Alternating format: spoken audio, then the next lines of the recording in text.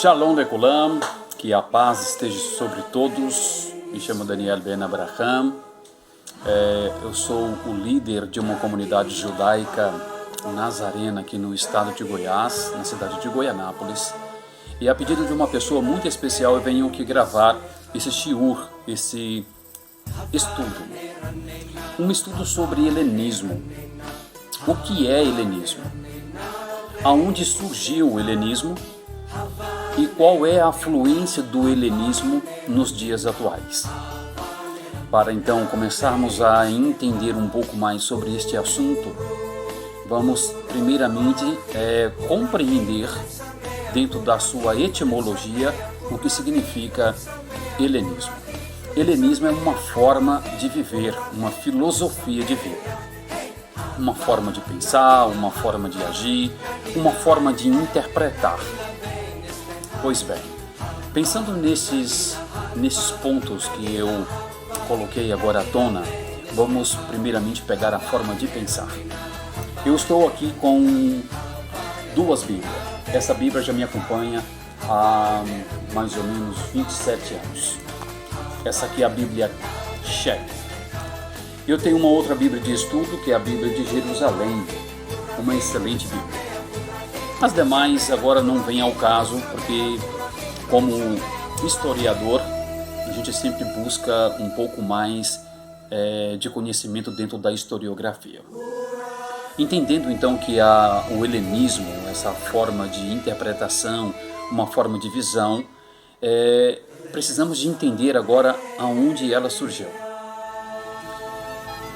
200 anos antes do Mashiach, conhecido no cristianismo como Cristo, 200 anos antes de Cristo, houve um homem chamado Alexandre da Macedônia. Alexandre da Macedônia foi educado nos grandes colégios de Atenas. Um dos seus professores nada mais, nada menos do que Aristóteles. Alexandre foi educado dentro da sua cultura, com a sua filosofia, com o seu pensamento helenista. Alexandre então sai para conquistar o mundo. Este era o desejo de Alexandre da Macedônia. E este rapaz, ele realmente conquista a humanidade.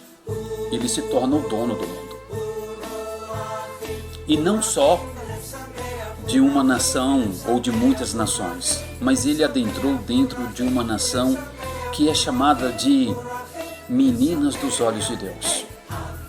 Sim, ele conquista o povo de Israel. E começa então ali, porque é dado para um governante, um general de Alexandre da Macedônia, que é conhecido como Alexandre o Grande. O general então ele vai governar a nação de Israel. Este general ele é conhecido como Antíoco Epifânio. Ele entra nos portões de Jerusalém a partir do ano 168 a.C. e começa a imputar a sua cultura, a sua forma de pensar sobre o povo judeu, sobre o povo hebreu. O povo hebreu, que é chamado de povo da Bíblia.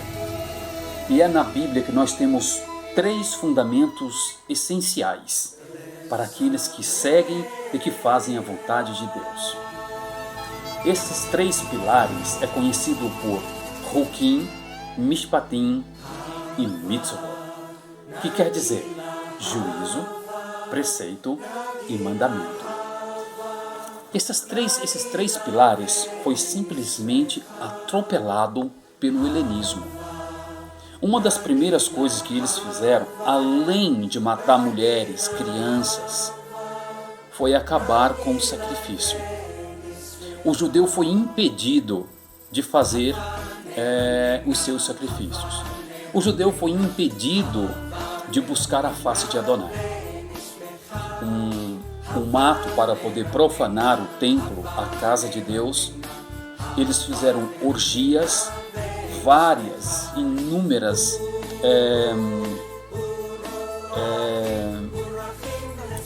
aberrações, como sexo explícito, sacrifício de animais impuros no templo sagrado, os gregos levavam diante do templo, a casa de Deus, porcos. Sacrificava porcos no Beit HaMikdash. E começou então uma mudança dentro de Jerusalém. Além do povo ser proibido de fazer os seus sacrifícios, de fazer as suas ofertas, de buscar a Deus como sempre eles fizeram, desde nossos pais, Isaac, Abraão, todos tinham o mesmo pensamento. Cria em um único Deus, o Eterno dos Exércitos, Adonai Tsevaot. O Senhor dos Exércitos estabeleceu através da palavra da Bíblia uma forma de louvar, de crer, de buscar. Com isso o povo foi impedido e agora começa a surgir um novo pensar. Eles começam a fazer dentro de Jerusalém ginásios de esportes. Eu gostaria de convidar você, amado e querido ouvinte, que abrisse, que estudasse o livro de Macabeus, 1 Macabeus, 2 Macabeus.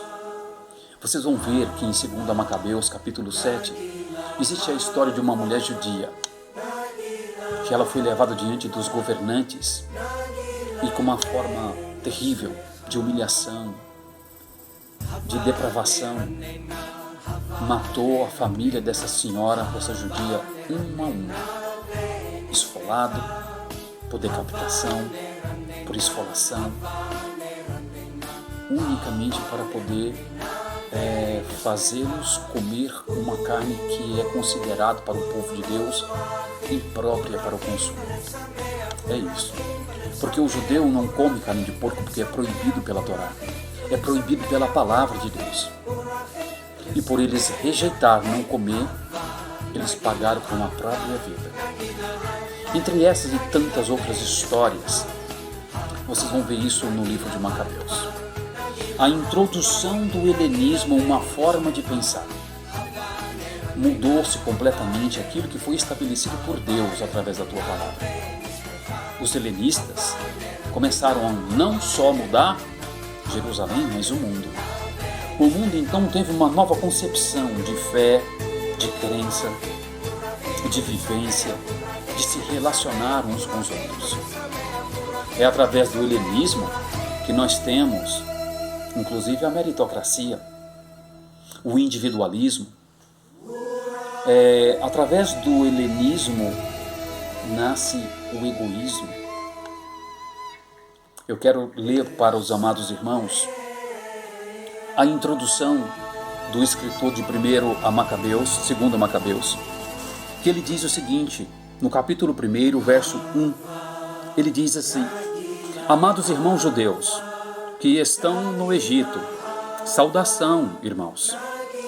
Aos irmãos que estão em Jerusalém, que a paz do Criador esteja convosco. Aos irmãos que estão na Judéia, que o Deus de Abraão, o Deus de Isaac e o Deus de Jacó e os seus servos fiéis esteja convosco. E segue. Que vós possais lembrar das instruções do nosso Deus, dos nossos preceitos e dos nossos juízos. Sede fiel e guarde os mandamentos de Deus. 1 Macabeus começa, no capítulo 1, com essas palavras. E depois vai discorrendo a segunda carta, depois vai discorrendo sobre Jeremias, que esconde um material que era sagrado. Depois, no segundo prefácio, a gente já vai ver que, como título, é promulgado o helenismo e a perseguição sobre o povo judeu, segundo a ordem de Antíoco Epífanes. Este estudo ele vai ser feito pelo menos em duas partes. Primeira parte, nós vamos falar o que é o helenismo. Já disse que é uma forma de pensar, uma forma de interpretar, uma forma de ver, de crer. E aonde surgiu o helenismo? O helenismo surgiu 200 anos antes da vinda do Messias. E o que o helenismo tem a ver conosco nos dias atuais. Tudo a ver. Eu quero só fazer uma pequena retrospectiva e falar de um homem que para mim é um dos maiores desbravadores que se encontram no Novo Testamento. Apóstolo Paulo, Shaul HaShaliah. Shaul HaShaliah, ele foi um grande perseguidor e assassino dos discípulos do nosso mestre, do nosso Messias. E eu quero ler aqui em Atos, na Bíblia Shed, Atos capítulo 9. Eu vou começar no versículo 26 até o versículo 29, que diz assim: Saulo entra em Jerusalém e em Tarso. Diz assim: tendo chegado Paulo em Jerusalém, procurou se ajuntar com os discípulos. Porém todos os discípulos temiam muito, porque acreditavam que Paulo estava ali para os matar. Versículo 7. Mas Barnabé, tomando então consigo, voltou aos apóstolos, aos discípulos, e lhes contou que Paulo tinha tido um encontro com o Senhor, com o Eterno, em Damasco. Ele tinha perdido a visão e depois ele teve um encontro com o próprio Messias. Versículo 28. Então Paulo estava com eles em Jerusalém, tratando e falando com ousadia em nome de Adonai. Versículo 29. Atentem-se para isso. Atos, capítulo 9, versículo 29. E Paulo falava de maneira audaciosa contra os helenistas, mas porém os helenistas procuravam matar Paulo. Paulo, ele surge depois de décadas de Mashiach ter morrido e ressuscitado. Paulo, 30 anos, entre 30 e 60 anos depois, Paulo, Shaul HaShaliah, ele surge para dar continuidade aos ensinamentos do nosso Rav Yeshua, do nosso mestre Yeshua, o filho de Adonai. Então ele começa ali a fazer exatamente o que os discípulos faziam e o que ele anteriormente era pedra de tropeço, porque ele matava os seus próprios irmãos, matava o que era chamado naquela época dos que estavam sendo relacionados à seita do caminho, que é justamente que era conhecido o ministério de Yeshua naquela época, a seita do caminho. E Paulo agora fazia parte da seita do caminho. Ele fazia parte agora dessas boas novas, daquilo que o Mashiach veio ensinar como pedra angular.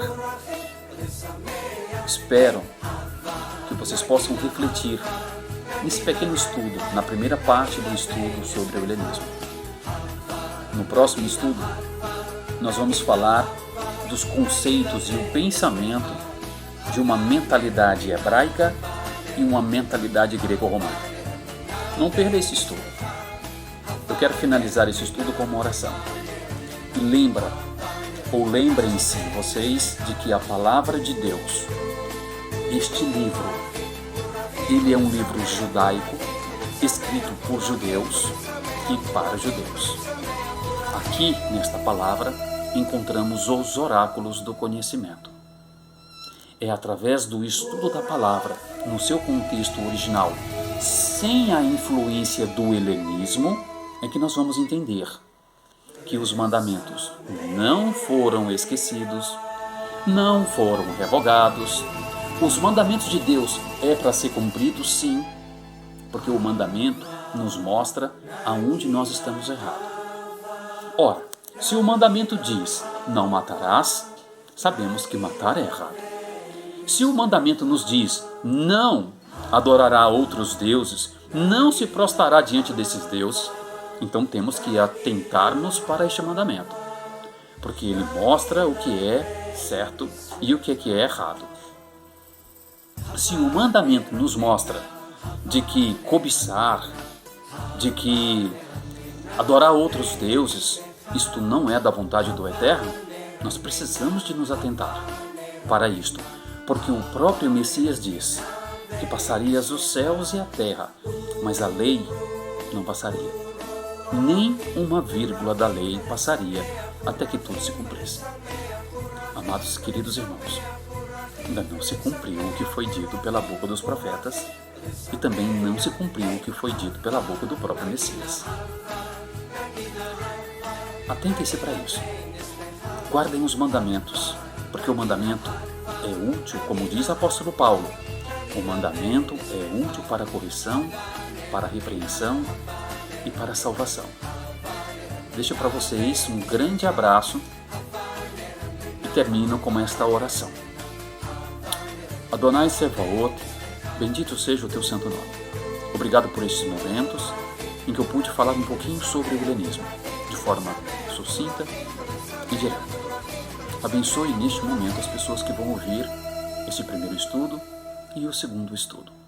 É pelos méritos de Yeshua HaMashiach que te peço. Amém. Amém.